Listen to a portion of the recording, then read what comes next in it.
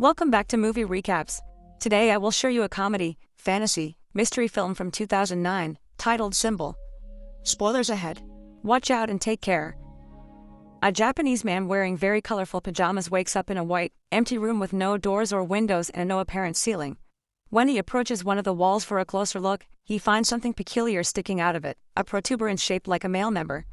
After poking it a couple of times, he presses the tip, which causes hundreds of giggling baby angels to come out of the floor and walls, staying there only for a couple of seconds before they go back the way they come. One thing they leave behind, however, now all their members are sticking out of the wall and floor. This is the phase known as learning. As he sniffs the finger he used to touch the weirdly shaped button, the man screams in fear, followed by crying out and begging for help from whoever may be around, to no avail. He decides to start pressing the various buttons to see what happens, and every time he does, a different random object falls into the room, from a small toothbrush to a big vase. By pressing the same button again, he is given the same object, and that's how his testing of this concept on one particular button gives him a big pile of chopsticks. His amusement is short-lived, however, when he presses the button next to the chopstick one, then a small cart comes out of the wall and hits him on the legs. The next button he presses after crying out in pain transforms into a butt, which passes gas on his face. Hours later, the man has accumulated a huge variety of random objects in the room, and when he throws the ball at the wall, it presses a button that gives him sushi. This excites him since he's been getting hungry, but he realizes that he's missing soy sauce. He asks his captors for it, but as always, he gets no answer, so he repeatedly presses one of the buttons until he has a bunch of sushi in front of him but still no sauce. Giving up, the man proceeds to eat the sushi, which he finds rather delicious, and once he's finished the last piece, he presses the button for more, getting furious when a bottle of soy sauce finally shows up. After angrily pushing the bottle out of the way, he presses a different button and gets a pair of old-school 3D glasses. When he puts them on, he manages to see a baby angel pointing at his member, and the man gets happy because he thinks he may have found the answer. However, after pressing that particular button, all he gets is a countdown and a giant butt appearing from above to pass gas on top of him. Some hours later, he's read 5 volumes of a manga that he finds very entertaining, but when he presses a button to get the 6th, he gets the 7th instead. Frustrated, he starts trying other buttons, which give him 8 and 9 but still no 6. The last button he tries, though, has an important surprise for him. It opens a section of the wall that hides a door behind it.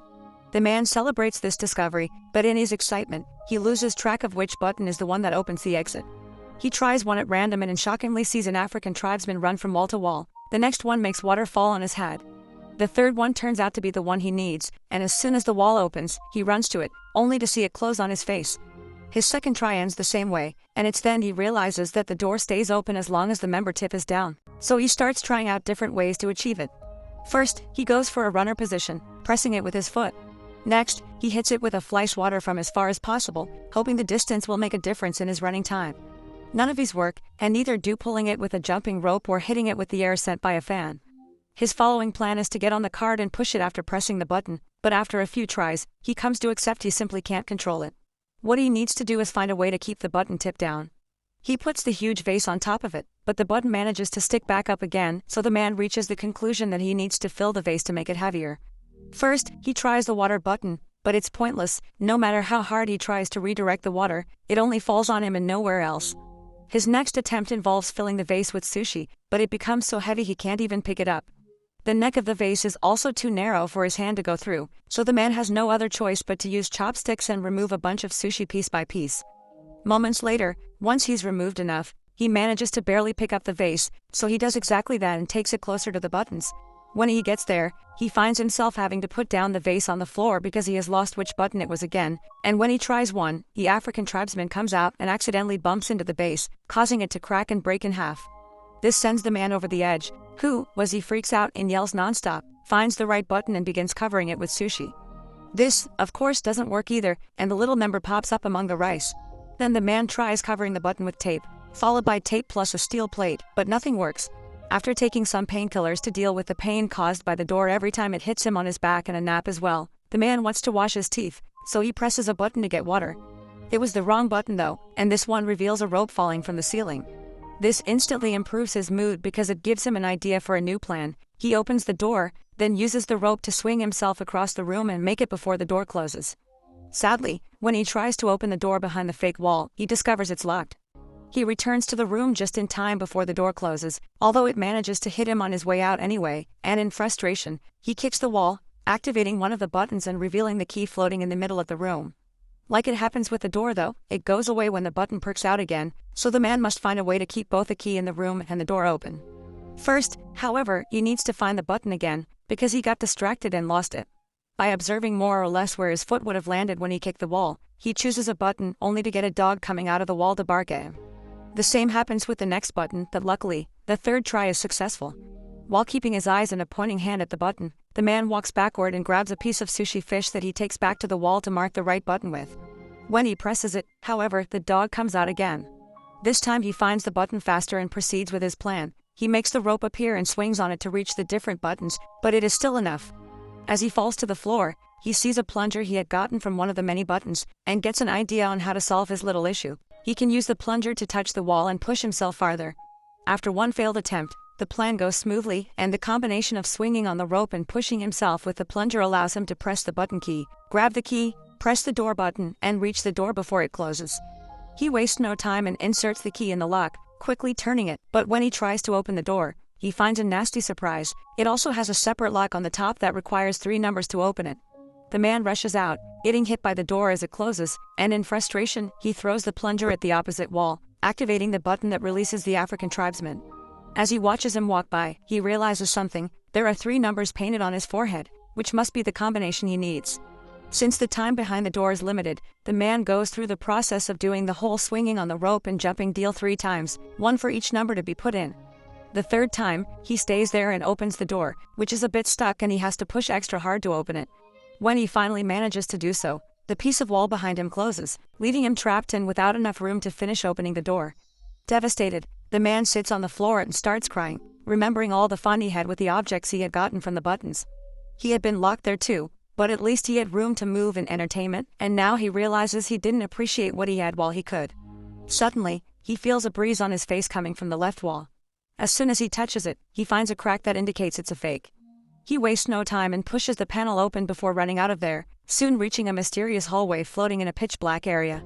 It feels like he spends an eternity running towards an exit, and when he finally makes it to a room, his hair is longer and the colors of his pajama have faded. This room is also empty and the door he uses closes as soon as he enters, but instead of baby angels, here there are adult ones, who also disappear into the wall and only leave out their members to be used as buttons. This is the phase known as practice. Meanwhile, in a city in Mexico, little Antonio's family is worried because the father, a wrestler known as Escargot Man, is behaving more taciturnly than usual. His wife thinks it may be because this next opponent is much younger than him, but the grandfather points out that what matters is experience, not youth. Escargot Man is picked up by his daughter's sister Karen on her truck and she drives him to the wrestling ring so he can start getting ready early, which includes changing clothes and praying to the Virgin. At school, Antonio is being bullied by his classmates for betting on Escargot Man, calling him a weak loser. As the time for the match to start approaches, Sister Karen takes her van again and picks up Antonio and their grandfather to take them to see Escargot Man in action. Karen doesn't stay though, and Antonio and his grandfather find some of the last seats for themselves right before the show begins. The first team that enters the ring are the Northern Tough Ones, formed by Super Demon and Tequila Joe. Then Escargot Man and his partner Silver Eagle come in under the team name Kiss Me A Lot. Silver Eagle is the first one to fight for his team with a brilliant beginning, but he's soon overpowered when the Northern Tough Ones fight him together instead of one-on-one. They keep gesturing at Escargot Man, asking him to join the fight, but he refuses to do so until Silver Eagle pulls a trick to make Super Demon and Tequila Joe hit each other, allowing him to escape. Escargot Man is quickly overpowered as well. But just when his opponent is about to hit him with a chair, the man in the mysterious room presses a member button and causes Escargot Man to magically extend his neck and knock out both opponents with a hit of his head. In the room, nothing happens, which calls the man's attention, so he keeps pressing the same button, causing Escargot Man to knock out Silver Eagle, the referee, Antonio, and even the bell. Seeing no results, the man starts trying out different buttons. One causes the singer of a metal band to breathe fire above his audience during a concert in Los Angeles. The other makes a Russian magician fail his trick when he tries to make his assistant disappear, and the third one makes a man in China bark at his own dogs.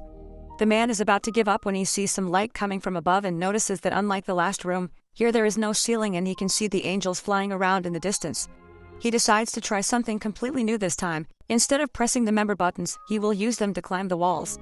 It works, and every time he grabs a button with his hands or steps on them with his feet, something amazing on Earth happens, from flowers blossoming to an elephant dying. The highest he goes, the more complex the effects become. It's not only nature anymore, There is also humanity in both the little and the big things, like a toaster and landing on the moon. By the time he makes it to the top, both the man's hair and beard had grown long, and he doesn't need to hold on to the wall anymore. Now he can float as well, just like the angels, and using all his experience gained from the training at the previous rooms, he embraces his role of God and begins choosing humanity's biggest hits on purpose instead of randomly pushing buttons. By the time he's done, he's surrounded by feathers instead of walls, and he enters a glowing portal that takes him to the last room. This one has the continents on its walls and a huge member button that the man is about to press. This is the phase known as future. Make sure to subscribe and turn on notifications so you can watch more videos like this. Thanks for watching.